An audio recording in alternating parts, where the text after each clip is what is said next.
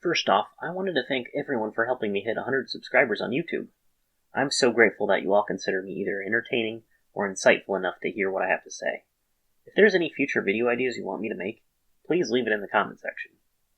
Anyway, I thought to mark this milestone, I would do something a little different. I want to tell the story of how I got into Star Wars and the EU. I had a very similar experience to other kids who grew up in the 90s.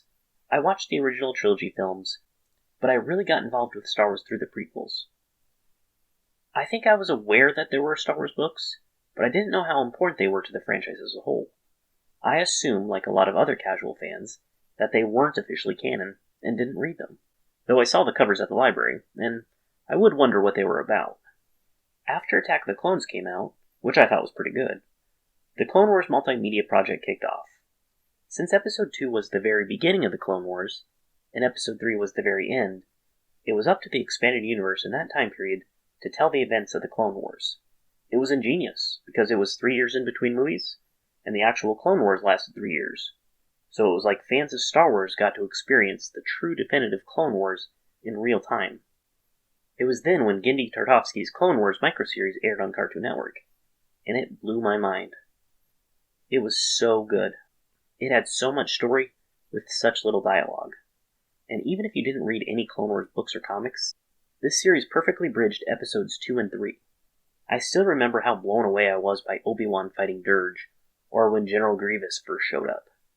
I also didn't own any Star Wars video games, except for Rogue Squadron 3 Rebel Strike on the GameCube, which mostly consisted of playing through scenes of the original trilogy, like the Battle of Hoth, the duel over the Sarlacc pit, or the speeder bike chase on Endor. It would also have levels that took place in between movies, like how the rebels escaped Yavin 4, and even destroying a super weapon that was being built on the planet Dubrillion. I liked that game too, and I had a really hard time getting all the gold medals, which you need, of course, to unlock all the levels.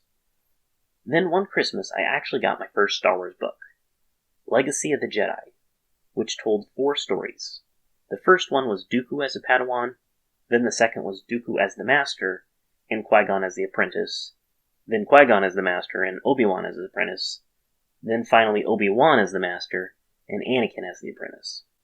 All stories exploring the relationships between Dooku, Qui-Gon, Obi-Wan, and Anakin, and how they changed over time. All involving Lorian Nod, Dooku's former friend, as the antagonist in most of the stories. This book took a real in-depth look at Count Dooku's character, and I remember thinking, this all seems really important. Why isn't it in the movies? Of course, that was before I was really familiar with what the EU actually was. Then Revenge of the Sith came out, and I loved it. But I wasn't satisfied with just ending my journey into Star Wars just because the movies were over. At the recommendation of my friend Yuntae, I got into the books and comics. I read everything that my middle school library had to offer, which consisted of mostly Bantam-era novels and 1 or 2 Clone Wars books. I read the Thrawn trilogy, the Jedi Academy trilogy, probably my favorite, Rogue Squadron, Darksaber, Children of the Jedi, Shatterpoint, Shadows of the Empire, Truce of Bakura, etc., etc. Then from my local library, I delved into the comics like Tales of the Jedi, Dark Empire, and Crimson Empire. I was shocked by how consistent these books were with each other, how they all fit in a canon unified timeline. And I remember thinking, why aren't all Star Wars fans talking about these?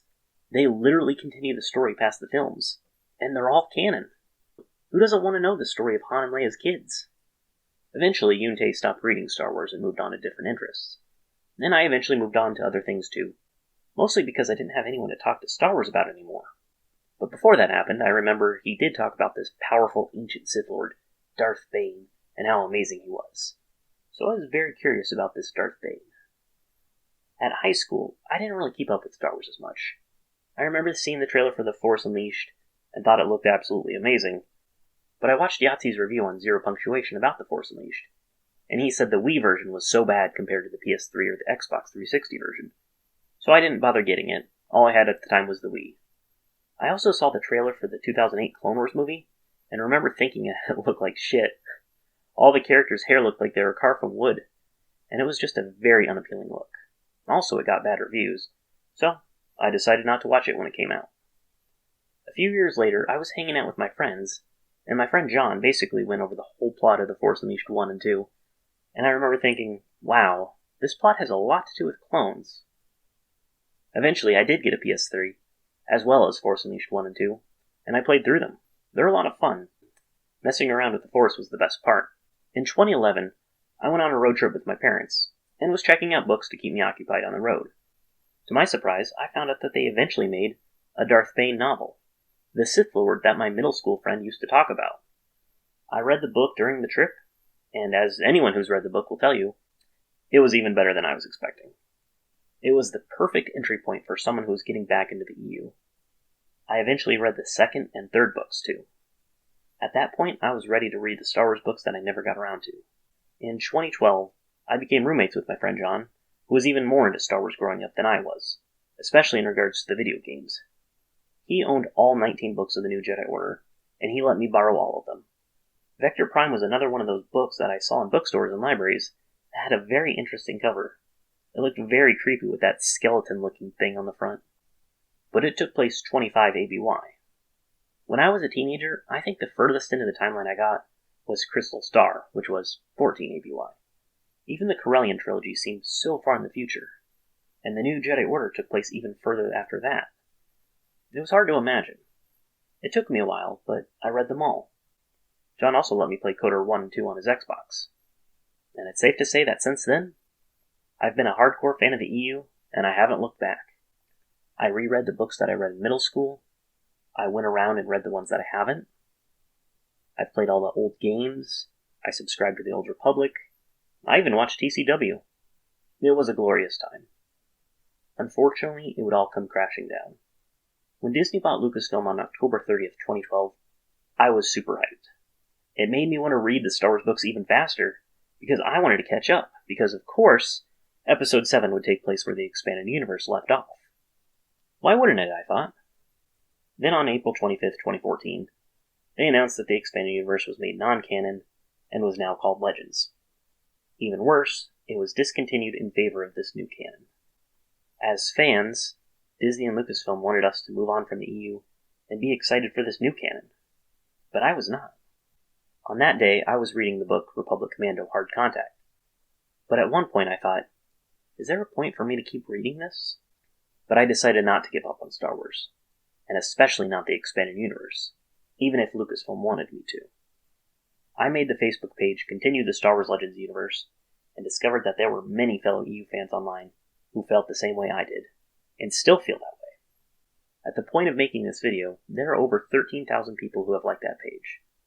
And my relationship with Star Wars has changed quite a bit, because now I, along with thousands of others, are trying to convince this giant company not to turn their back on these great stories that they gave us in the first place. I've met so many great people, helped crowdfund a billboard to be put up outside Lucasfilm asking for more Legends, and worked with the great charity group, Twin Suns Foundation, to donate Star Wars Legends books to schools, libraries, and children's hospitals. Then last year, we got our first huge spark of hope with Marvel Star Wars Issue 108, the first brand new Legends content in 5 years outside of the Old Republic MMO. I know I bring it up a lot, but it really changed everything. Who's to say how much our involvement impacted its release? But it represented everything the EU fandom has been campaigning for. I made this YouTube channel as an extension of our campaign. I want to go in depth on topics that can only really be conveyed as videos, and that's what you're all watching here. And I'm honored that you, or really anybody, would choose to subscribe to me and basically hear my thoughts. Once again, thank you all so much. I know that you all have different, yet fairly similar stories of how you became fans of Star Wars, and I absolutely want to know what they are. If you want to, feel free to share your own story about how you became fans of the EU in the comments. Or if you have a YouTube video like this saying how you became a huge Star Wars fan, I would really like to check it out, so send me a link to it. This year, 2020, is the beginning of a new decade. The sequel trilogy is over. In a couple of months, we're going to put up 2 more billboards asking Lucasfilm to continue Legends. I won't lie. I've gotten really discouraged at times over these past 6 years, whether I could make a difference. But now, I feel more hopeful than ever. Let's see what the future has to offer.